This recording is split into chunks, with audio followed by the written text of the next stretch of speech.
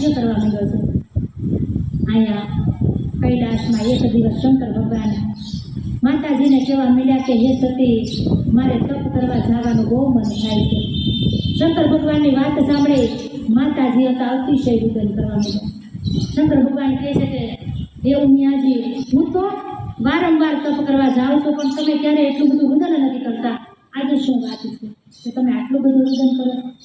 ત્યારે માતાજી હતા ભગવાનને કહેવા માંડ્યા કે પ્રભુ, તમે તપ કરવા જાઓ એમાં મને કોઈ વાંધો નથી, પણ તમને તપમાં ને તપમાં સમાધિ લાગી જાય છે, કેટલા દિવસો કેટલા વર્ષો વયા જાય ને પ્રભુ, તમને એનું ભાન નથી રહેતું।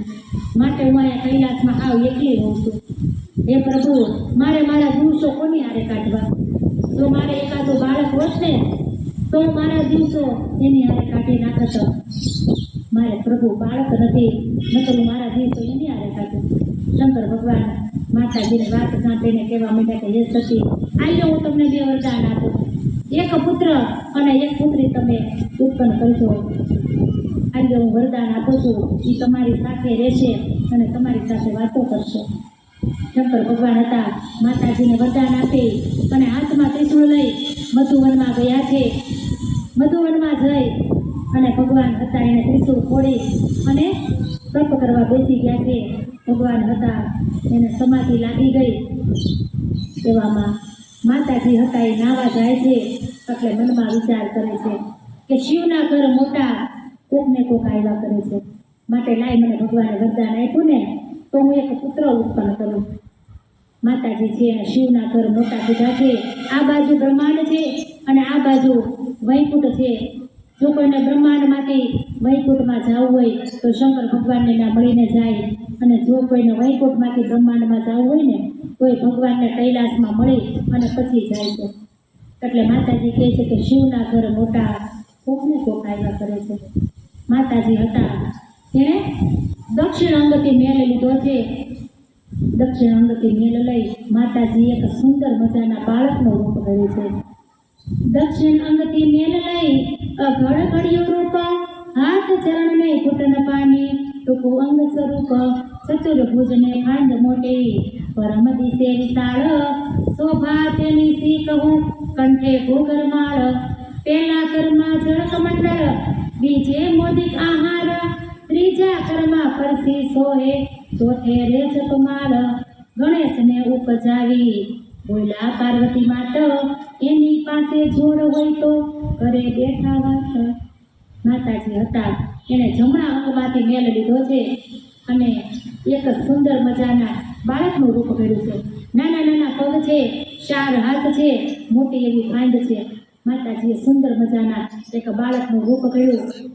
પહેલા હાથમાં માતાજી હતા એણે જળ કમંડળ આપ્યો, બીજા હાથમાં મોદિક એટલે કે લાડવા આપ્યા છે, ત્રીજા હાથમાં માતાજીએ પરસી આપી અને ચોથા હાથમાં માતાજીએ જપમાળા આપી છે। માતાજી હતા ગણપતિને ઉત્પન્ન કર્યા છે અને મનમાં વિચાર કરે કે એકલો હશે ને તો કંટાળી જાય, માટે જો એની પાસે જોડ હોય તો બે બેઠા બેઠા વાતો કરે। માતાજી હતા એણે વામ અંગથી મેલ લીધા છે, ડાબા અંગમાંથી મેલ લઈ અને માતાજી છે એણે સુંદર મજાની એક કન્યાનું રૂપ કર્યું છે। સુખદેવજી પરીક્ષિત રાજાને કહેવા માંડ્યા છે કે હે પરીક્ષિત, મારે એક મુખ છે પણ 1000 મુખ શેષ નાગને છે, છતાંય આ દીકરીના રૂપનું વર્ણન થઈ શકતું નથી। મા જગદંબાની દીકરી છે અને માતાજીએ એવી સુંદર ઘડી છે। બે ભાઈ બહેનને માતાજીએ બહાર બેસાડ્યા છે, બે માટે રમકડા આપ્યા છે, પેલા રમકડા નહોતા, એટલે માતાજી છે એને ફૂલનો દડો, નાળા છડી, કંકુનો પડો, નાની ડગલી અને નાના પાટલી વેલો, આવા માતાજીએ રમકડા ગોતી અને બે બાળકોને આપ્યા છે, બહાર બેસાડ્યા છે અને કીધું છે કે હું સ્નાન કરવા જાઉં છું, જો કોઈ આવે ને તો એને અંદર ન આવવા દેતા। માતાજીએ ઓખા અને ગણપતિ બેને બહાર બેસાડ્યા છે, માતાજી નાવા બેઠા છે। દેવી નાવણ કરવા બેઠા, નારદ આવ્યા ત્યાં, બે બાળક જોઈ નાસી ગયા, શિવજી હતા જ્યાં, નારદ ચાલી આવ્યા, મધુવન તટ કેવ, ઓરે શિવજી નફટ ભૂંડી ટેવ, વન વગડામાં ભમતા હીરો, માથે નાખો ધૂળ, આંખ ભાંગ ધતુરો ચાવો, વાયલો આંટો નાખો, તમે વનમાં તપ કરો, ઘર ભાઈલું ઘર સૂત્ર તમ વિના ઉમિયાજીએ ઉપજાય રાતે પુત્ર. અહીંયા માતાજી નાવા બેઠા છે. એવામાં નારદજી કૈલાસમાંથી નીકળ્યા છે. નારદજી આ બે બાળકોને જોઈ ગયા. નારદજી હતા એ બે બાળકોને પૂછતા નથી કે તમે કોણ છો, કોના બાળકો છો, પણ જ્યાં શંકર ભગવાન તપ કરતા હતા તેવામાં નારદજી સીધા મધુવનમાં ગયા છે. મધુવનમાં જઈ અને ભગવાનને તપ કરતા હતા ત્યાં જઈ અને ભગવાનને ઉધડા લઈ લીધા. શંકર ભગવાનને કહેવા માંડ્યા છે કે પ્રભુ તમે તો આંખ ભાંગ ધતુરો આવું સાયલા કરો છો, અને હે પ્રભુ તમને તો આવીને આવી ભૂંડી કહેવાય. હે પ્રભુ તમે વનવગડામાં ફર્યા કરો છો, તમે સમાધિમાં હોવ છો, અને પ્રભુ તમારી વગર ઘરે ઘનસૂત્ર હાલી નીકળ્યું. તમારી વિના ઉમિયાજીએ એક પુત્ર અને પુત્રી ઉત્પન્ન કર્યા, તમારી વિના સંતાન ઉત્પન્ન કર્યા. ભગવાને જેવું સાંભળ્યું કે મારી વિના માતાજીએ સંતાન ઉત્પન્ન કર્યા. ભગવાન હતા એ નારદજીને કહેવા માંડ્યા કે એ નારદજી તો હાલો આપણે કૈલાસમાં જાય. નારદજી હતા ભગવાનને કહેવા માંડ્યા કે પ્રભુ એ કામ મારું ને, જો તમારે કૈલાસમાં જવું હોય ને તો તમે એકલા જાઓ, મારું કામ છે ખાલી સમાચાર આપવાનું, માટે જો તમારે કૈલાસમાં જવું હોય તો તમે એકલા જાઓ. નારદજીની હતા ત્યાંથી અંતર ધ્યાન થયા છે. અહીંયા શંકર ભગવાન હતા હાથમાં ત્રિશૂળ લઈ અને ક્રોધમાં કૈલાસમાં આવે છે. શંકર ભગવાન જેવા ક્રોધમાં કૈલાસમાં આવે છે એવાના કૈલાસના દરવાજે ઓખા અને ગણપતિ બે રમે છે. ભગવાન બેને જોઈ અને મનમાં વિચાર કરે કે ઓલા નારદે જે મને વાત કરીને એ તો હાવ સાચી છે. અહીંયા બે બાળકો રમે છે. અહીંયા ભગવાન હતા એ માતાજી જ્યાં સ્નાન કરવા બેઠા છે એ મંદિરમાં પ્રવેશ કરવા જાય. એવામાં ગણપતિ હતા રમતા હતા. ભગવાનને આવતા જોઈ ગયા એટલે ગણપતિ છે એ ભગવાનને આડા ઊભા રહી ગયા છે. ગણપતિએ મહાકાય આડી ધરી દીધી, પોતે આડા ઊભા રહી ગયા અને ભગવાનને કહેવા માંડ્યા છે આલા જટિલ જોગી ભસ્મ ચોળી દી સંતો અદભુત આજ્ઞા વિના અધિકાર ન હોય, ભલે હોય પૃથ્વીનો ભૂપ. શંકર ભગવાનને ગણપતિ કહેવા માંડ્યા કે આલા જટિલ જોગી ભસ્મ છોડીને તું તો અદભુત દેખાશો, પણ મારી માની આજ્ઞા નથી ને, માટે હું તમને અંદર નહીં જવા દઉં. ગણપતિનું વચન સાંભળી શંકર ભગવાન મનમાં વિચાર કરે છે કે આ કોકના છોકરા ઉઠીને મને મારા ઘરમાં જવાની ના પાડે, આટલો બધો એને વિચાર મળી ગયો. શંકર ભગવાન મનમાં વિચાર કરે છે કે આ કોકના છોકરા ઉઠી મને મારા ઘરમાં જવાની ના પાડે. એવામાં શંકર ભગવાન હતા એ ગણપતિને પૂછે પેલા તું કોણ છું, તને ખબર છે? ગણપતિ હતા એ કહેવા માંડ્યા કે ભલે તું આ પૃથ્વીનો ભૂપ હોય પણ મારી માની આજ્ઞા નથી, માટે હું તમને અંદર નહીં જવા દઉં. શંકર ભગવાને જેવું આ વચન સાંભળ્યું એટલે ગણપતિને ધક્કો મારી દીધો છે. ગણપતિ નાનકડા હતા પડી ગયા છે. ગણપતિ પડી ગયા છે પણ માતાજીએ ઉત્પન્ન કર્યા બહુ બળિયા હતા, તરત જ ઊભા થઈ ગયા અને ધૂળ ખખેરી અને શંકર ભગવાનનો એક પગ ઉમરામાં અને એક પગ ઉમરાની બહાર છે. એવામાં ગણપતિ હતા આવી અને ભગવાનની જટા પકડે છે અને ગણપતિ છે એક ઠીકો મારે છે ભગવાનને. ગણપતિનો ગળદો પડે બ્રહ્માંડ ભાંગી જાય, ત્રિલોક તો ખળભળવા લાગ્યું આ તે શું કહેવાય. ત્યારે શિવજી કોપિયા મનમાં ચડી રીસ, કોપ કરીને ત્રિશૂળ મેલ્યું છેદ્યું ગણપતિનું શીશ. માગસર વધી ચોથને દાડે પુત્ર માર્યો તરત, એ દાડાથી ચાલ્યું આવ્યું ગણેશ ચોથનું વ્રત. એ મસ્તક તો જઈને પડ્યું ચંદ્રના રતમાય, તેથી ચતુર્દશીને દિવસે ચંદ્ર પૂજન થાય.